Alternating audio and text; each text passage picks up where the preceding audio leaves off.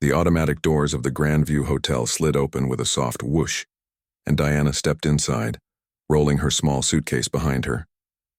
The lobby was everything she'd imagined when she'd approved the renovation plans 2 years ago. Marble floors gleamed under crystal chandeliers, and the scent of fresh orchids drifted from the front desk arrangements. Floor-to-ceiling windows offered a stunning view of downtown Chicago's skyline. Diana paused for just a moment, taking it all in.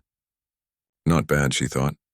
The design team had really outdone themselves. She was exhausted. The red-eye flight from Los Angeles had been bumpy, and she'd barely slept. All she wanted was to take a hot shower, order room service, and maybe catch a few hours of sleep before her afternoon meeting. She'd purposely dressed down for the flight, comfortable jeans, a simple gray sweater, and her favorite worn sneakers. Her hair was pulled back in a messy bun, and she carried her laptop bag over one shoulder. This was one of her favorite things to do. Show up unannounced at one of her hotels.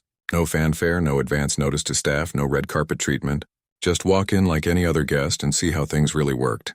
It was the only way to know the truth about how her employees treated people. Diana approached the front desk where a young man in a crisp navy suit stood typing on a computer. His name tag read Trevor. He didn't look up as she stopped in front of him. She waited. 5 seconds. 10 seconds, 15. Finally, Trevor glanced up. His eyes swept over her, taking in her casual clothes and tired face. Something shifted in his expression. It was subtle, but Diana had seen that look before. Too many times before, can I help you? His tone was flat, almost bored. Yes, hi. I have a reservation under Diana Westbrook. She smiled, trying to project friendliness despite her exhaustion. Trevor turned back to his computer and clicked a few keys. His fingers moved slowly, deliberately. Diana noticed he hadn't asked for her ID or a credit card yet. He just stared at the screen, his jaw tight. I'm not seeing anything, he said finally. Really? That's strange. I booked it 3 days ago. Diana pulled out her phone and opened her confirmation email. Here, I have the confirmation number right here. She turned the phone toward him, but Trevor barely glanced at it. He shook his head. Our system shows we're completely booked tonight. There must have been some kind of error with your reservation. Diana felt a small knot form in her stomach. She'd been in the hospitality business for 20 years. She knew what a real system error looked like, and this wasn't it. Could you check again? The confirmation number is right here. She kept her voice calm and professional. Trevor sighed as if she was being difficult. He typed something, stared at the screen, then shook his head again. Like I said, we're fully booked. You might want to try the Holiday Express about 3 blocks down. They usually have availability. The Holiday Express. A budget hotel. Diana felt heat rise to her cheeks, but she kept her expression neutral. I'd like to speak with your manager, please. Trevor's eyes narrowed. The manager is very busy right now. I'll wait. They locked eyes for a moment. Trevor looked away first, picking up the desk phone and muttering something into it. He set it down without another word to Diana. She stepped to the side, not leaving the desk area. From her new position, she had a clear view of the entrance and the rest of the lobby. A few other guests moved through the space. A businessman in an expensive suit scrolled through his phone near the elevator. An elderly couple examined a tourist map by the concierge desk. Then the main doors opened again. A couple walked in, probably in their mid-40s. The man wore khakis and a polo shirt. The woman had on a sundress and sandals. They were laughing about something, pulling matching luggage behind them. Diana watched as they approached the desk. Trevor's entire demeanor changed. His face broke into a warm smile. Good afternoon. Welcome to the Grandview Hotel. Checking in today? Yes, we have a reservation under Peterson, the man said cheerfully. Trevor's fingers flew across the keyboard. Perfect. I have you right here. A king suite for 3 nights. Is that correct? That's right. Wonderful. I just need a credit card and ID, and we'll get you up to your room right away. The transaction took less than 3 minutes. Trevor handed them their key cards with another bright smile. You're in room 1847. The elevators are just to your left. Enjoy your stay, and please let us know if you need anything at all. Thank you so much. The woman beamed. Diana stood there watching them walk away. The contrast was so stark it was almost comical. Almost, but there was nothing funny about it. She turned back to the desk. Trevor was typing again, deliberately avoiding her gaze. A woman in a sharp black pantsuit emerged from a door behind the desk. Her name tag identified her as Patricia, assistant manager. She had the look of someone who'd been interrupted from something important. Her lips were pressed into a thin line. "You needed to speak with a manager?" Patricia's tone made it clear this was an inconvenience. Diana straightened her shoulders. "Yes, I have a confirmed reservation, but I'm being told the hotel is fully booked. I just watched you check in another couple without any issue." Patricia's eyes flicked to Trevor, then back to Diana. "Let me see your confirmation."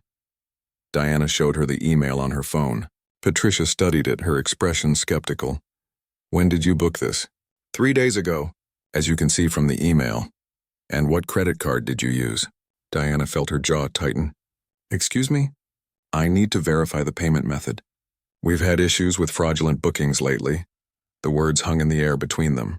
Diana knew exactly what Patricia was implying. She'd heard it before in different words, different situations, but it always came down to the same thing. "The credit card information is in your system," Diana said quietly. "I'd like you to pull up my reservation and honor it." Patricia handed the phone back to Diana. "I'm looking at our system right now, and I don't see your reservation. Perhaps there was an issue with your payment going through. Do you have another hotel confirmation? Maybe you accidentally booked somewhere else?" She said it slowly, as if talking to a child. "I know which hotel I booked," Diana replied, her voice steady despite the anger building inside her. "This is the Grandview Hotel in Chicago, and I have a confirmed reservation." Patricia crossed her arms. "I understand you're upset, but I can't create a room that doesn't exist. We have several other fine hotels in the area that I'd be happy to recommend." By now, other people in the lobby had started to notice. An older gentleman with a newspaper glanced over. A woman waiting for the elevator turned to watch. Diana felt their eyes on her. She took a slow breath. 20 years in corporate America had taught her one thing: stay calm. Don't give them an excuse to paint you as angry or difficult. Don't let them win that way. "I'd like to speak with the general manager," Diana said. Patricia's smile didn't reach her eyes. "The general manager isn't available right now." "Then I'll wait. That could be hours." "I have time." Patricia and Trevor exchanged a look. Patricia pulled out her phone and stepped away, speaking in low tones. When she returned, there was something almost triumphant in her expression. "Ma'am, I'm going to have to ask you to leave the property. You're disrupting our other guests." Diana looked around the lobby. No one else seemed particularly disrupted. They were just watching. "I'm disrupting your guests by standing here quietly asking for the room I paid for? If you don't leave, I'll have to call security." There it was. The threat that always came. Diana had been here before, in different buildings, different cities, different contexts, but it always led to the same place. She reached into her bag and pulled out her phone. Patricia watched her warily. Diana dialed a number and waited. When someone answered, she spoke calmly. "Hi, Robert. It's Diana. I'm at the Grandview. We have a situation. I need you here in 20 minutes. She paused, listening. "Yes, I'm sure." 20 minutes. She ended the call and looked back at Patricia.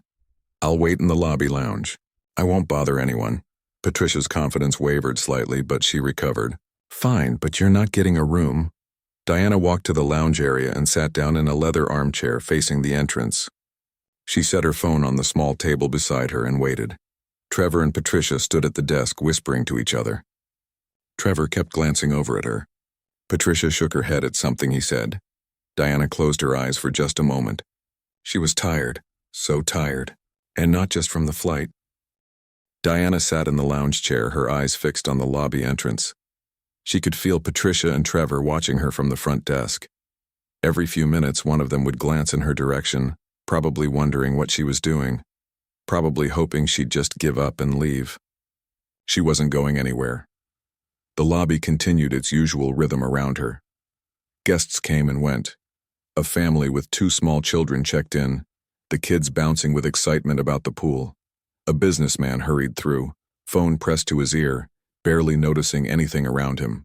The piano in the corner sat silent, waiting for the evening performer. Diana pulled out her phone and opened her email. Work never stopped, even when you were being discriminated against in your own hotel. She had 3 messages from her CFO about the quarterly reports, 2 from her head of operations about a new property in Miami, and 1 from her assistant asking if she needed anything for tomorrow's board meeting. Tomorrow's board meeting. Diana almost laughed. If only they knew where she was right now. She looked up as a security guard entered the lobby. He was a large man, probably in his 50s, with gray hair and a serious expression. Patricia met him near the desk, speaking quietly and gesturing toward Diana. The guard nodded, his face impassive. Here we go, Diana thought. The guard walked over to her, his footsteps heavy on the marble floor. Diana set down her phone and looked up at him calmly. "Ma'am, I'm going to have to ask you to leave the premises," he said. His voice wasn't unkind, but it was firm. "I'm waiting for someone," Diana replied. "I'm not bothering anyone. I'm just sitting here." The guard shifted his weight. "The management has requested that you leave. If you don't, I'll have to escort you out." Diana felt every eye in the lobby on her now. The businessman had stopped mid-stride. The family with the children had paused near the elevator. Even the front desk clerk who'd just arrived for his shift was watching. This was the moment. The moment where she could make a scene, where she could get angry and shout and let them see how much this hurt, or she could do what she'd always done. Stay calm. Stay dignified. Don't give them ammunition. "I understand you're doing your job," Diana said quietly. "But I'm not leaving. I have a confirmed reservation at this hotel, and I'm being denied service. I've called someone who can help resolve this situation, and he'll be here shortly. Until then, I'm going to sit right here." The guard looked uncomfortable now. He glanced back at Patricia, who made an urgent gesture.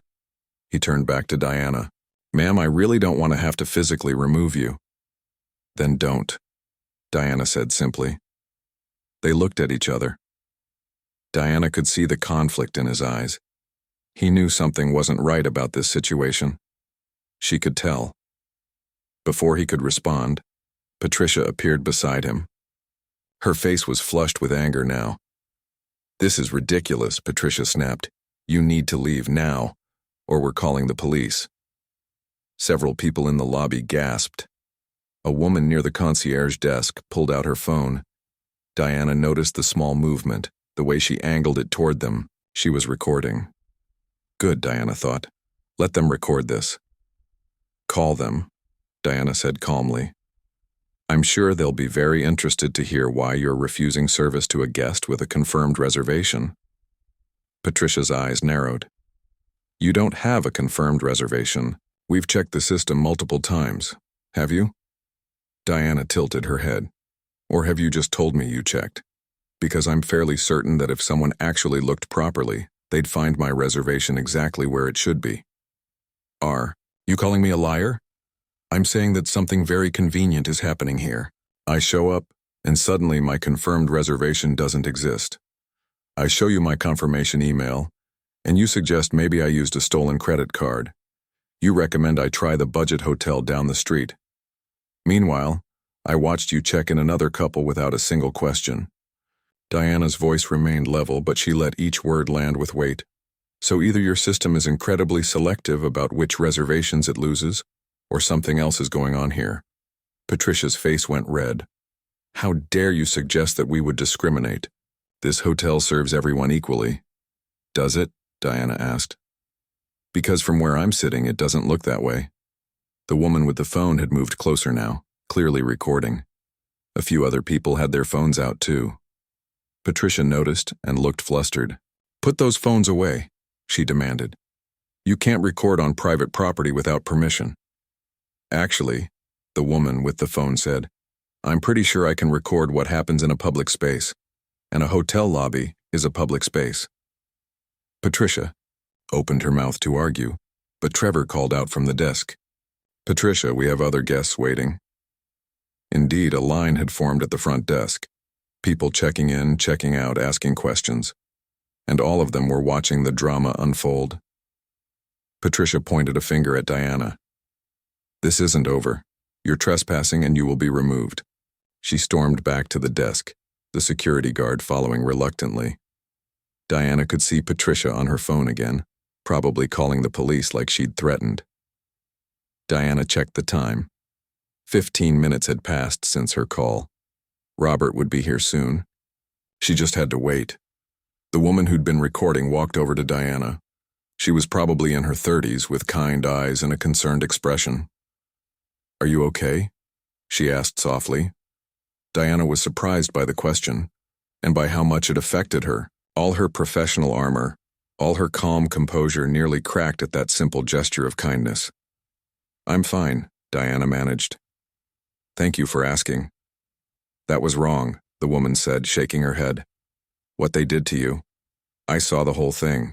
The way they treated you versus that other couple, it was night and day. I appreciate you saying that. I got most of it on video. If you need it for anything, for a complaint or whatever, I'm happy to send it to you." The woman pulled out a business card and handed it to Diana. "My email's on there."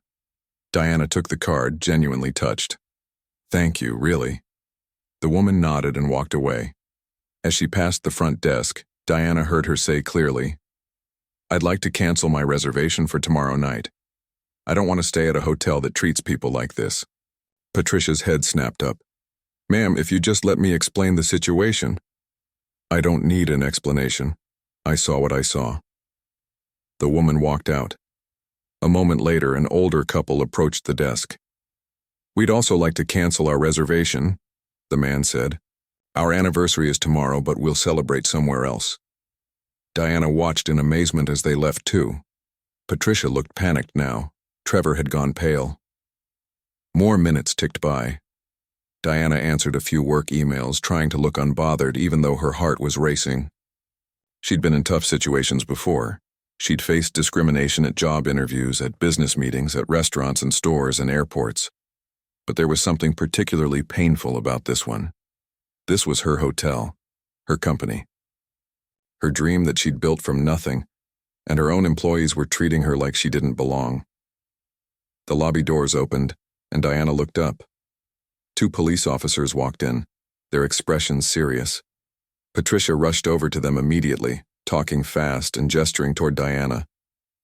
The officers listened, then walked over to where Diana sat. She stood up slowly, keeping her hands visible, keeping her movements calm. She'd learned that too over the years. How to act around police when you were being treated like a criminal for simply existing. "Ma'am," the older officer said, "we've received a complaint that you're trespassing. Do you have a reservation at this hotel?" "Yes, I do." Diana pulled out her phone again, showing them the confirmation email. "I arrived about 45 minutes ago and was told my reservation doesn't exist, despite having this confirmation." The officer studied the email, then looked at his partner. "This looks legitimate." "It's a system error," Patricia called out from the desk. "We're fully booked."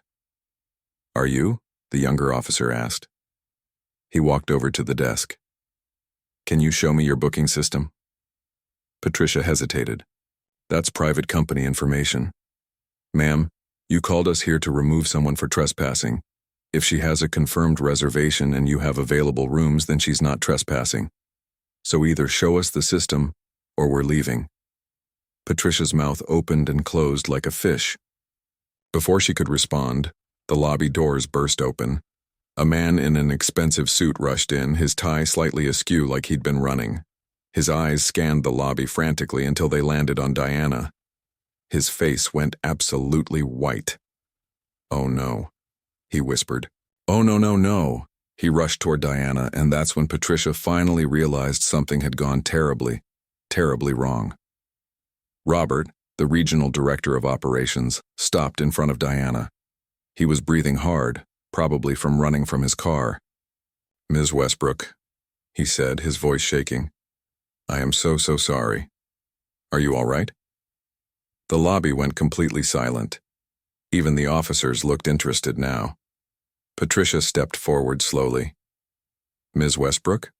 Diana turned to look at her. She didn't say anything. She didn't need to. The look on Patricia's face said she'd just figured it out and she knew her world was about to fall apart. Robert stood there, his face draining of color as he looked between Diana and Patricia. The entire lobby had gone silent. Even the soft background music seemed to have stopped, though Diana knew that was probably just her imagination. Patricia took a small step backward. "Ms. Westbrook? I don't understand." Diana remained seated in her chair, looking up at the assistant manager who had just threatened to have her arrested. She let the silence stretch for a moment. Sometimes silence said more than words ever could. "You don't understand?" Diana finally asked, her voice quiet but clear enough for everyone nearby to hear. "Let me help you understand. My name is Diana Westbrook. I'm the founder and CEO of Westbrook Hospitality Group, the company that owns this hotel, and 14 others across the country." She watched the information hit Patricia like a physical blow. The woman's face went from red to white in seconds. Her mouth opened, but no sound came out. Trevor had abandoned the front desk entirely and moved closer, his eyes wide with horror. The security guard took a step back, as if trying to distance himself from the whole situation. The two police officers looked at each other, then back at Diana. The older one cleared his throat. "So, ma'am, you own this hotel?" he asked. "I do," Diana confirmed. "And I made a reservation 3 days ago under my own name because I like to visit my properties unannounced. It's the only way to see how things really operate, how guests are actually treated when they think no one important is watching." The younger officer turned to Patricia. "So when you said she was trespassing?" Patricia's mouth worked soundlessly. Finally, she managed to whisper, "I didn't know." "You didn't know," Diana repeated, standing up now. She wasn't tall, just 5'5", but somehow she seemed to fill the space. "You didn't know who I was." "That's true, but you did know I had a confirmed reservation. You saw it on my phone. You chose not to believe it. And can I ask why?" Patricia shook her head frantically. "It was a system error. I told you the system showed we were fully booked." "Really?" Diana turned to Robert. "Can you check the reservation system right now? Search for my name." Robert practically ran to the front desk, moving around it to access the computer. His fingers flew across the keyboard. The sound of typing was the only noise in the entire lobby. Everyone was watching. "It's here," Robert said, his voice hollow. "The reservation is right here. Room 2156, a junior suite. Checked-in status shows as pending." Diana looked back at Patricia. "A system error. How interesting." "I looked," Patricia insisted, her voice rising. "I looked multiple times and it wasn't there." "Did you?" Diana asked. "Or did you decide it wasn't worth looking?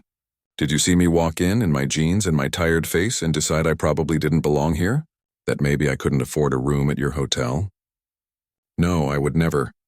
You suggested I used a stolen credit card." Diana's voice was still calm, but there was steel underneath it now.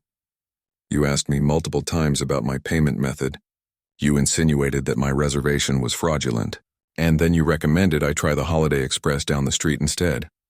One of the guests nearby, a businessman in his 60s, spoke up. "I saw the whole thing. She's right. That's exactly what happened." The woman who'd recorded the incident nodded vigorously. "I have it all on video, every word." Patricia looked around desperately, realizing that there were witnesses, lots of them, and they weren't on her side. "Ms. Westbrook, I swear I didn't mean anything by it. I was just being careful. We've had problems with fake reservations before. Have you?" Diana asked. "How many fake reservations has this hotel had in the last year, Robert?" Robert checked the computer again. 3, out of approximately 42,000 reservations. 3, Diana repeated. "So it's not exactly a common problem. Yet you immediately assumed mine was fake. Why is that, Patricia?" Patricia's eyes filled with tears. "Please, I didn't mean it like that. I was just doing my job.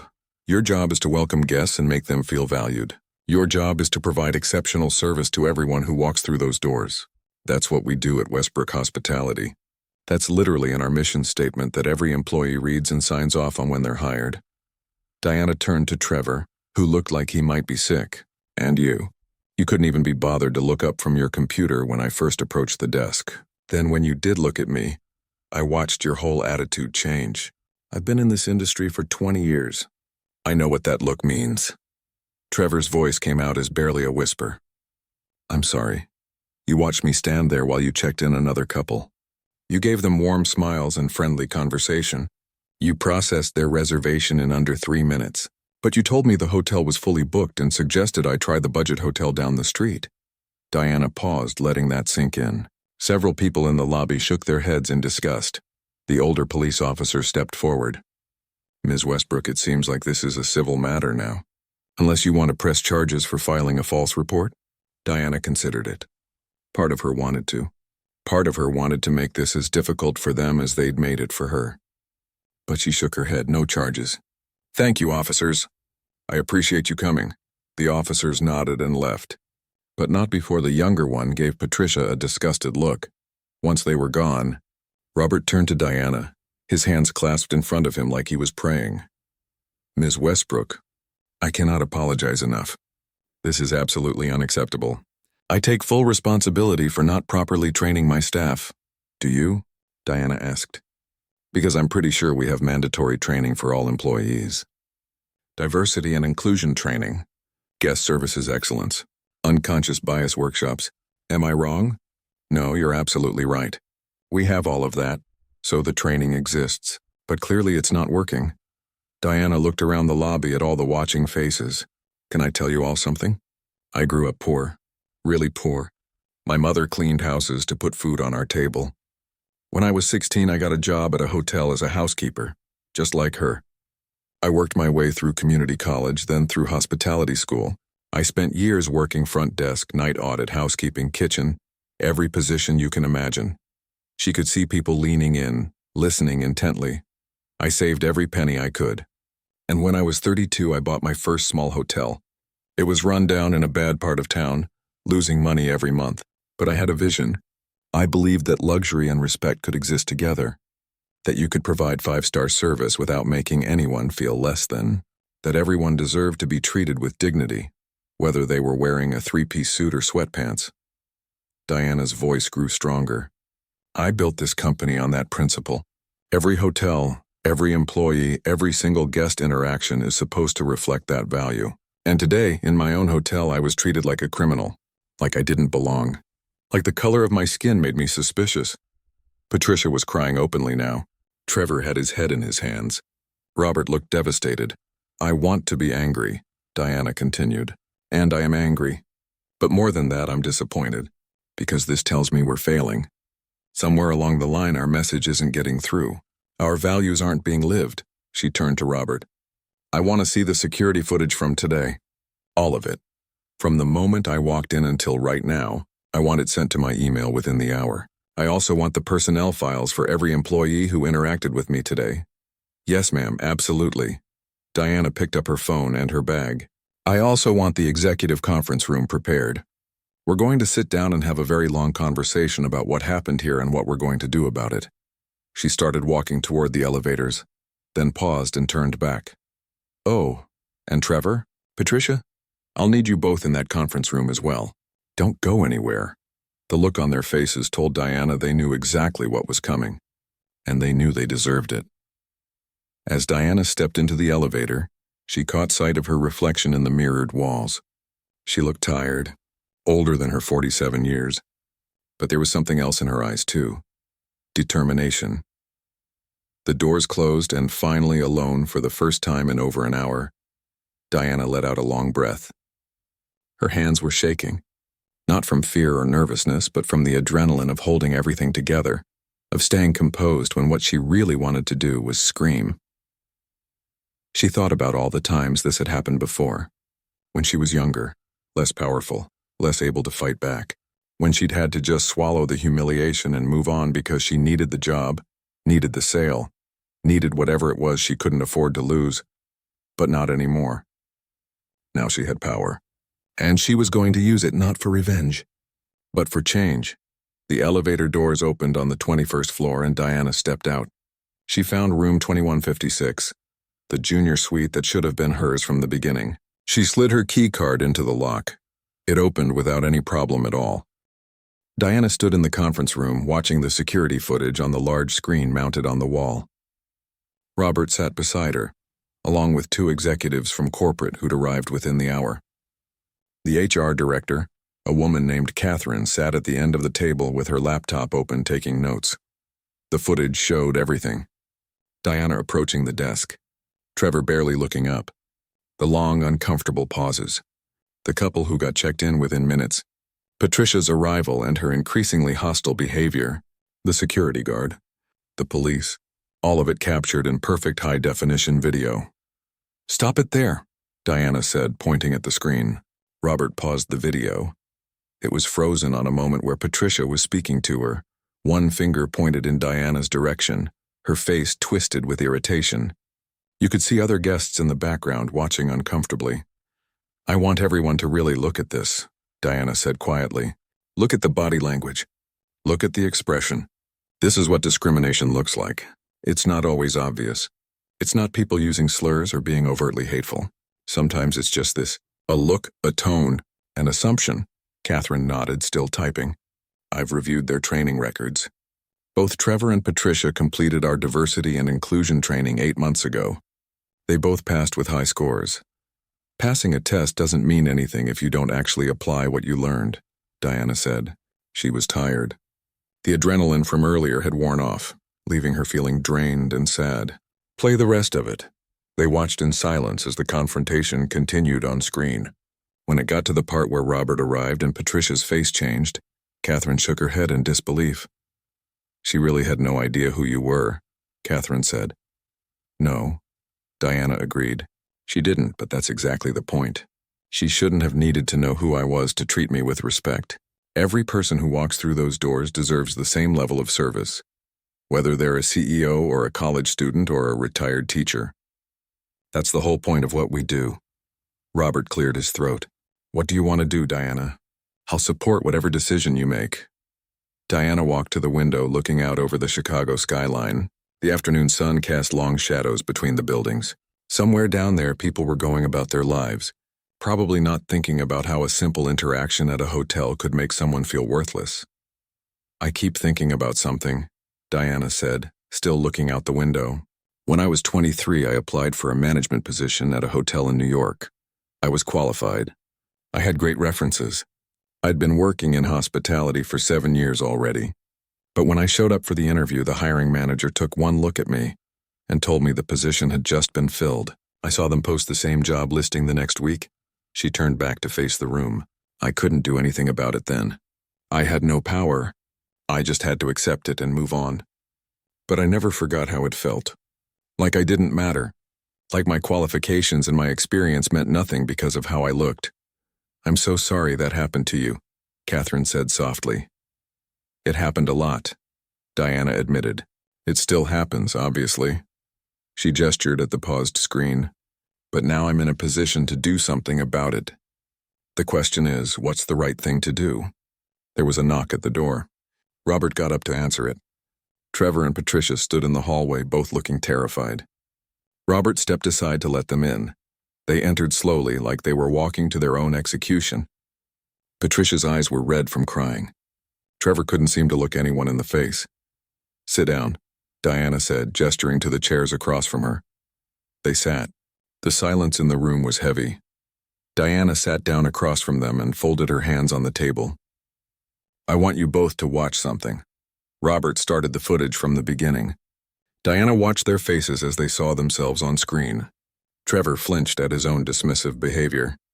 Patricia's tears started again when she saw herself interrogating Diana about the credit card. When it finished, Diana let the silence sit for a moment. "Do you see it?" she asked finally. "Do you see what you did?" Patricia spoke first, her voice shaking. "I see it. And I'm so sorry. There's no excuse for how I treated you. You're sorry you treated me that way? Or are you sorry you got caught treating the owner of the hotel that way?" Patricia's mouth opened and closed. She didn't have an answer. Diana turned to Trevor. "What about you? What do you see?" Trevor's voice was barely audible. "I see someone who failed at his job. I see someone who made assumptions based on how someone looked. And I'm ashamed."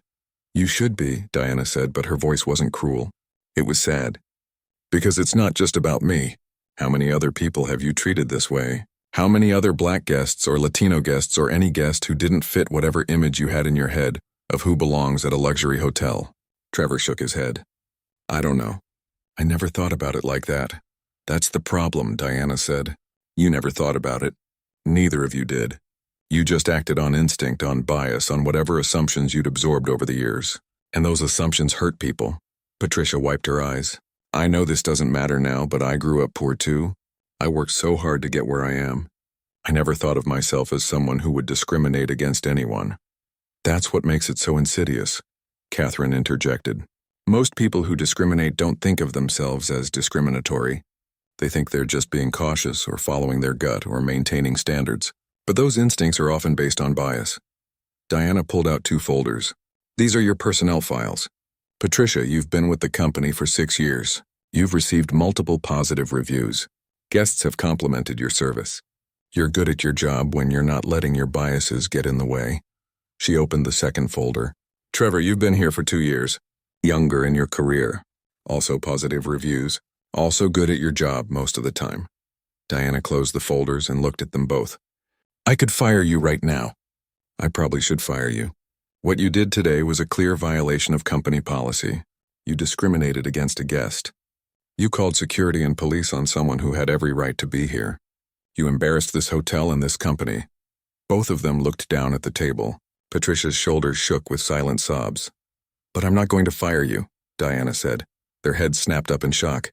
Robert looked surprised too. You're not? Patricia whispered. No, Diana said. Because firing you doesn't fix the problem. It just removes you from the equation. The bias, the assumptions, the discrimination, that all continues. It just happens somewhere else with someone else. She leaned forward. But I am going to give you a choice.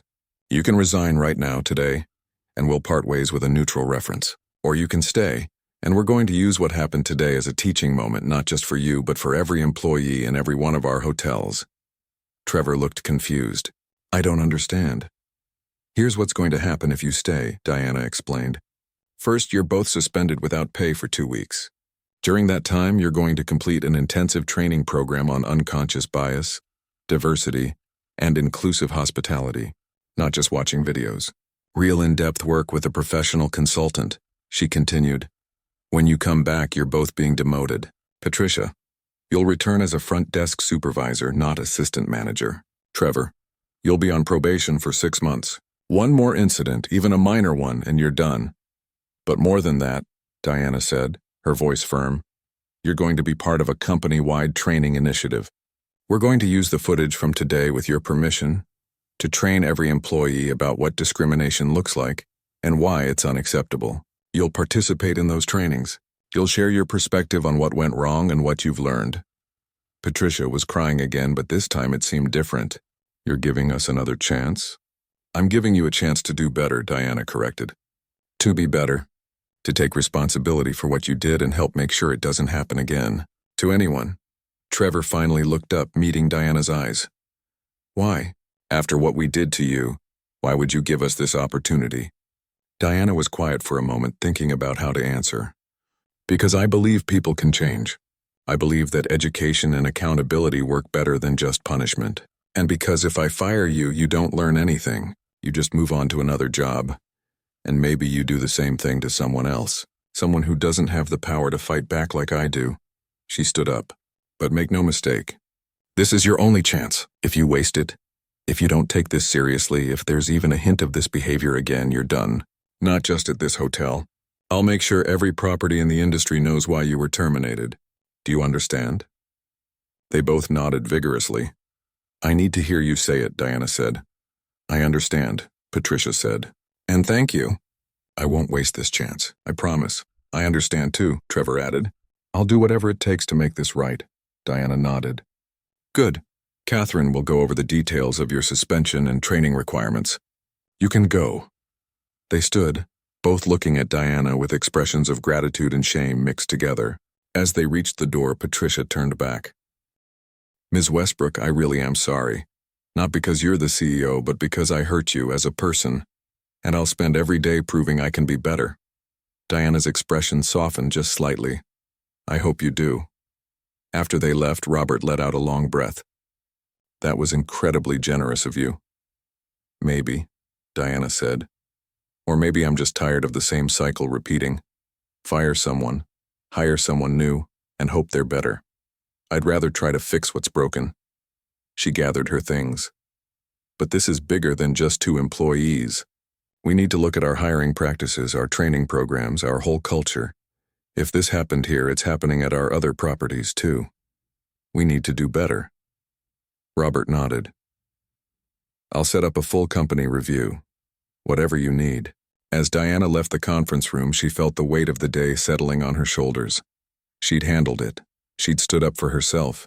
She'd used her power to create change, but she was still exhausted, still hurt, still angry that in 2025, she had to fight this battle at all. Tomorrow, she'd start working on the bigger changes, the systemic ones. Tonight, she just needed to rest. 3 months later, Diana stood in the same lobby where everything had happened. But today was different. The space was filled with people. Employees from all 15 of her hotels gathered for what she was calling the Dignity and Hospitality Summit. The piano in the corner played softly. Coffee stations were set up along the walls. People mingled, talking in small groups, their name tags identifying which property they came from. Miami, Seattle, Boston, Denver. All of them here because of what had happened on that exhausting afternoon. Diana watched from the mezzanine level, taking it all in. Robert stood beside her, holding a tablet with the day's schedule. "We have over 300 employees registered," he said. "Front desk staff, managers, housekeeping, everyone. The response has been incredible. People want to do better," Diana said. "They just need to know how." Her phone buzzed. It was a text from her daughter, away at college. "Saw the article in Hospitality today about your summit. So proud of you, Mom. You're changing things." Diana smiled. Her daughter didn't know the half of it. The past 3 months had been a whirlwind. The video from the lobby had gone viral, shared millions of times across social media. Major news outlets had picked up the story.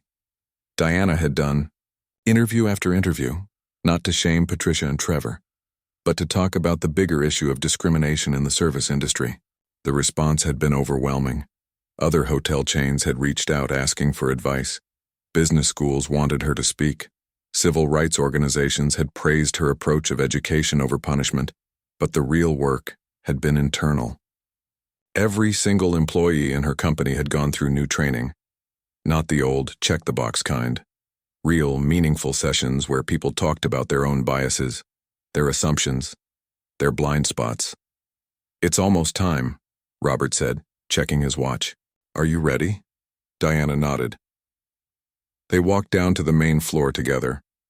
As she entered the ballroom where the opening session would be held, conversation quieted. People found their seats. Diana saw familiar faces. Catherine from HR, the woman who'd recorded the incident on her phone, invited as a guest speaker. The security guard who'd been there that day, looking uncomfortable but present. And in the back row, she saw Patricia and Trevor. They'd completed their suspension and training. They'd returned to work, both quieter, more thoughtful. She'd heard reports that they were different now. More patient with guests, more aware of their own reactions. Diana took the stage. The room went silent. "Thank you all for being here," she began. "I know some of you traveled a long way. I know you're away from your families, your regular duties. But what we're doing here today and tomorrow is important. Maybe the most important work we'll do this year." She clicked a button, and the screen behind her lit up with a simple mission statement. Everyone deserves dignity. 3 months ago, I walked into this hotel, tired from a flight, looking forward to a hot shower and a comfortable bed. Instead, I was denied service at my own property. I was treated with suspicion, hostility, and disrespect. Not because I did anything wrong, but because of assumptions made about me based on how I looked. The room was absolutely still. Everyone knew the story, but hearing Diana tell it in person was different. "I could have handled that situation many ways," Diana continued. "I could have fired the employees involved and moved on. I could have kept it quiet, dealt with it internally. But I realized that this wasn't just about one bad day or 2 employees making mistakes. This was about something bigger, something we needed to address as a company and really as an industry." She advanced the slide. It showed statistics. Data about discrimination complaints in hotels. Studies about how guests of color were treated differently. The numbers were stark and undeniable. "These aren't just numbers," Diana said. "They're people. People who saved up for a vacation and were made to feel unwelcome. Business travelers who were exhausted and just wanted rest. Families celebrating. Anniversaries or graduations who had their joy diminished by someone's bias." She told them about her own journey, growing up poor, her mother cleaning houses, her first job as a housekeeper, The interview where she was turned away. The years of working twice as hard to prove herself. The dream of creating something different. I built this company because I believed hospitality could be better, Diana said, her voice growing stronger. I believed we could provide luxury without making anyone feel less than. But what happened here showed me that having good intentions isn't enough. We need systems. We need accountability. We need constant vigilance. The next slide showed the new initiatives she'd implemented. Anonymous reporting systems for guests who experienced discrimination. Third-party audits of service patterns at each property. Monthly training sessions. A diversity committee with real authority. And most importantly, consequences for violations. But we also need compassion, Diana added. We need to understand that most people don't wake up wanting to discriminate. Most people think of themselves as good, fair, kind, but we all have biases. All of us, me included. The question is whether we're willing to acknowledge them and work to overcome them. She invited Patricia and Trevor to join her on stage. They came up slowly, nervously. Diana could see their hands shaking. These two employees made a serious mistake, Diana told the audience. They let their biases guide their actions, and they hurt me in the process. They violated everything this company stands for. Patricia and Trevor stood there vulnerable in front of 300 of their peers. I gave them a choice, Diana continued. Leave or stay and do the hard work of changing. They chose to stay, and I want them to share their experience with you. Patricia stepped forward to the microphone. Her voice trembled at first. I thought I was a good person, she said. I'd never used a slur. I had friends from different backgrounds. I thought bias was something other people had. But when I saw that video of myself, when I really looked at my own actions, I had to face the truth. I had made assumptions. I had treated someone differently because of the color of her skin. And it devastated me to realize that about myself. She talked about the training she'd gone through, how uncomfortable it was, how she'd wanted to make excuses at first, how she'd gradually come to understand the depth of the problem. The hardest part was accepting that my intentions didn't matter, Patricia said. I didn't intend to discriminate, but I did, and impact matters more than intent. Ms. Westbrook gave me a chance to do better, and I'm determined not to waste it. Trevor spoke next, his voice steadier than Patricia's, but still emotional. I grew up in a small town where everyone looked like me, he said. I never thought about race much. I thought that meant I wasn't racist. But ignorance isn't innocence. My lack of awareness hurt someone, and what I've learned is that not being actively racist isn't enough. We have to be actively anti-racist. We have to work against bias, not just avoid it. When they finished, the room erupted in applause, not because people approved of what they'd done, but because they respected the courage it took to stand up there and be honest. Diana thanked them and let them return to their seats. Then she brought up other speakers. The woman who'd recorded the video, who talked about being an ally and speaking up when you see injustice, a professor who specialized in hospitality management and diversity, employees from other hotels who shared their own experiences with discrimination, both as victims and witnesses. The day stretched on, filled with workshops and discussions. People broke into small groups to talk about difficult scenarios. How to intervene when you see a colleague treating someone unfairly. How to examine your own biases. How to create welcoming environments for all guests. Diana walked between the groups, listening. She heard honest conversations, people admitting their own blind spots, asking questions they'd been afraid to ask, learning from each other. Late in the afternoon, she found herself in a workshop focused on action steps. A young front desk clerk from the Seattle property raised her hand. This is all really helpful, the woman said. But how do we make sure we actually change? How do we make sure this isn't just a one-time thing that we forget about in a few months? Diana appreciated the question. That's exactly what we need to be asking. And the answer is that this can't be a one-time event. This has to be ongoing. We're implementing quarterly check-ins at every property. We're building diversity and inclusion metrics into manager evaluations. We're creating accountability. She paused, looking around the room. But more than that, we're building a culture. A culture where discrimination isn't tolerated. Where everyone, from housekeeping to the executive suite, understands that our success depends on how we treat people, all people. As the day wound down and people began to leave, many stopped to thank Diana. Some shared their own stories of discrimination. Others just wanted to shake her hand and tell her they were committed to change. Patricia approached her as the ballroom emptied. "Ms. Westbrook, I just wanted to say thank you again. For everything." Diana studied her for a moment. "How are you doing, really?" "It's hard," Patricia admitted. "Some days I feel like everyone is watching me, waiting for me to mess up again. But I'm learning, and I'm grateful for the chance." "Good," Diana said. "Keep learning. That's all any of us can do." That evening, Diana sat alone in the hotel restaurant, treating herself to a quiet dinner. She was exhausted but satisfied. The summit had gone well. Real change was happening. Her phone buzzed with a notification.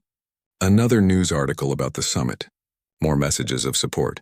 A request for an interview from a major publication, but the message that made her smile was from her mother. A simple text, "I'm proud of you, baby. You're making a difference." Diana thought about everything that had led to this moment. The struggles, the discrimination she'd faced, the doors that had been closed to her, the times she'd wanted to give up, and then she thought about what she'd built in spite of it all. A company that employed thousands, hotels that welcomed millions of guests, and now, a movement toward real change in an industry that desperately needed it. She couldn't change everything overnight.